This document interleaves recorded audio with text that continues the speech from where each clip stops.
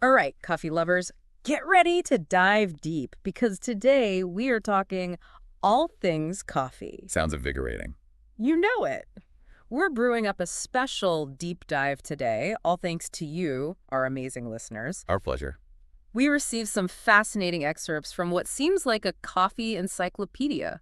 History, biology, trivia, you name it, it's in there. It's incredible how much there is to learn about something that often feels so, well, routine. Exactly. So we're taking all that info and turning it into your crash course on everything coffee. A deep dive into the world's favorite beverage. Where do we begin? Well, when I saw we were tackling coffee, my mind instantly went to that story, about the goats. Ah, yes, the goat herd Coldy and his very energetic goats. Exactly. Like, who sees their goats going bonkers after eating some berries and thinks, I need to make a drink out of that? It's a classic tale. Hmm. Though, to be honest, it's more likely a legend than actual historical fact. Really? I always thought that was legit. It's a good story. But the earliest real evidence of coffee drinking points us to 15th century Yemen and Sufi mystics, using it to stay awake during religious practices. Wow, talk about a caffeine jolt for the soul. So not just a morning pick-me-up then, huh? Exactly. Coffee has been intertwined with spirituality and ritual for centuries. Fascinating. So it starts in Ethiopia, then hops over to Yemen. Where does it go from there? Well, before we leave Yemen, did you know that coffee's journey out of the country involved a bit of risk? Smuggling, in fact. Wait, seriously, someone smuggled coffee. Tell me more. So there's this guy, Baba Budan. He basically risks it all to bring coffee to India. Smuggle 7 beans. Yeah, you heard that right, just 7, by strapping them to his chest. And that's how coffee makes it to a whole new continent. 7 beans. That's like carrying precious jewels. You'd think he was smuggling diamonds, not coffee beans.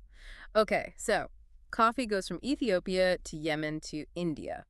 That's quite a journey already. Where does it go next? Well, let's just say Europe wasn't exactly rolling out the red carpet for coffee right away. It had a bit of a rough start over there. Ah, what happened? Did people not like the taste? Well, imagine being a European in the 16th century and you're suddenly faced with this dark, bitter drink. It was definitely a shock to the system. I can see that. Here, try this bitter, dark drink. Not exactly a winning sales pitch. Exactly.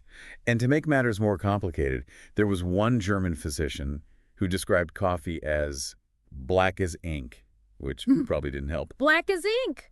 Maybe they should try a latte instead, so it wasn't just the taste that was an issue then. You got it. Remember, this is a time of major religious and political tension in Europe.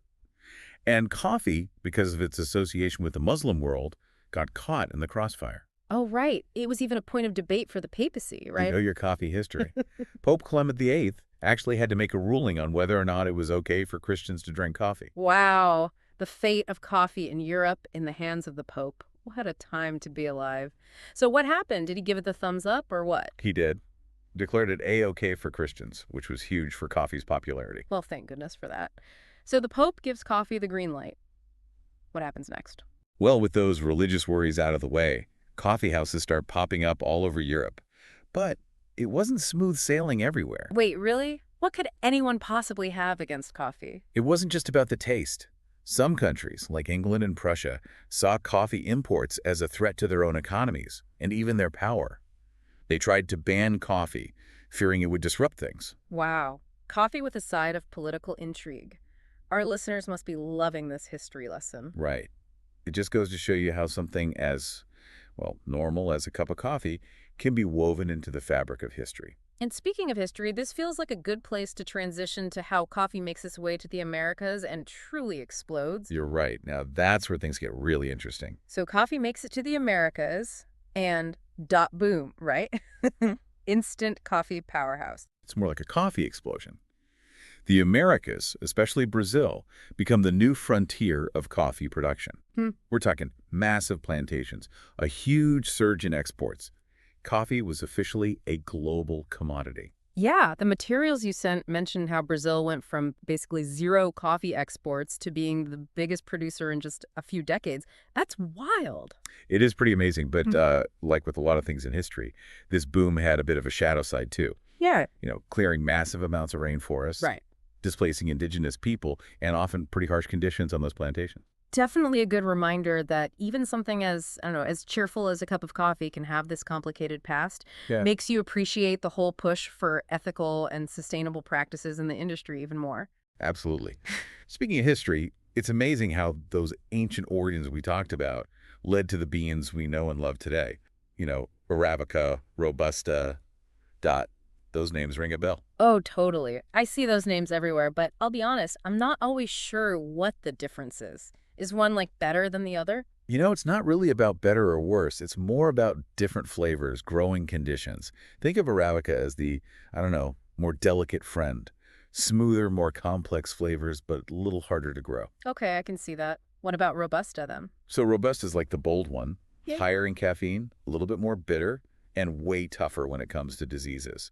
It's often used in blends to give it that extra caffeine kick or a really full-bodied flavor. That makes sense. So next time I'm at the coffee shop trying to decide between a smooth blend or something with a kick, I'll know what to look for. There you go.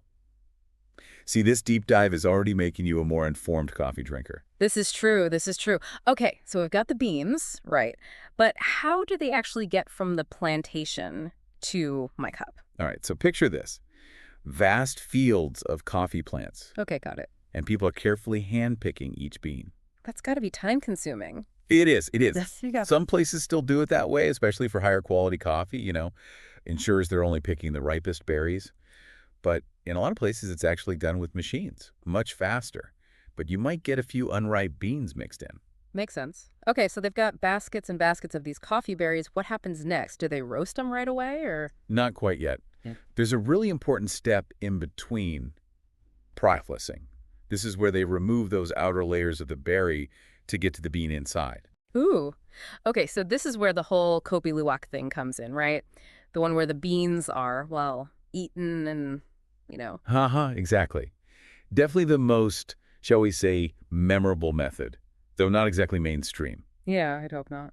But you're right, it does show how that processing step can completely change the flavor. We shouldn't forget about the other more common processing methods, though, like washed processing and natural processing. They use different ways to remove that fruit pulp, and each one gives the coffee a unique flavor. Like washed coffees are known for being bright and clean, while naturally processed coffees have that intense fruity thing going on. Okay, so there's more to it than just Kopi Luwak, which, to be honest, I'm kind of relieved about. But it does make for an interesting story. So after the processing, is it finally roasting time? You got it. And this is where things get really exciting. Roasting takes those green coffee beans and, well, transforms them.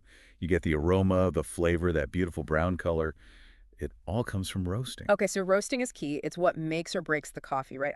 I've always wondered, does the roast level, change how much caffeine is in there? Right. Will a dark roast really give me that extra kick? That's actually a really common myth. It's more about the volume of the beans, not the roast itself. Dark roasts are actually a bit bigger and less dense, so you might even get a teeny bit less caffeine per scoop compared to a lighter roast. Wow, I've been living a lie all these years. So it's the roasting time that really impacts the flavor. Exactly. See, always learning something new. Okay, so the beans are roasted, they're ground up, Yeah. then it's finally coffee time. Almost. You forgot about brewing. And this is where you, the coffee drinker, get to make some choices. So many options. Right? Drip, French press, pour over, espresso. They all bring out those flavors a bit differently. It's like a choose-your-own-coffee adventure every morning. I'm definitely a drip coffee person for my daily caffeine, but I do love a good espresso every now and then. That's the great thing about coffee, right? There's something for everyone. We've covered a lot of ground today. Goats, monks, smuggling, the Pope. Who knew coffee had so much history? It's quite a journey. And it really connects millions of people, doesn't it? I mean, from the farmers growing the beans all the way to us enjoying it. It really does. And the materials you sent mention the whole fair trade and specialty coffee movement, which is really cool. People are really starting to think about where their coffee comes from. Yeah. Exactly. Ethical sourcing, sustainable practices. It all matters. Makes you realize that enjoying a cup of coffee is about way more than just, the caffeine. It's about history. It's about community. It's about a really good drink. Well said. Okay. So next time you're enjoying that cup of coffee, think about the journey it took to get to you from a single bean all the way to your mug. It's pretty amazing. Cheers to that.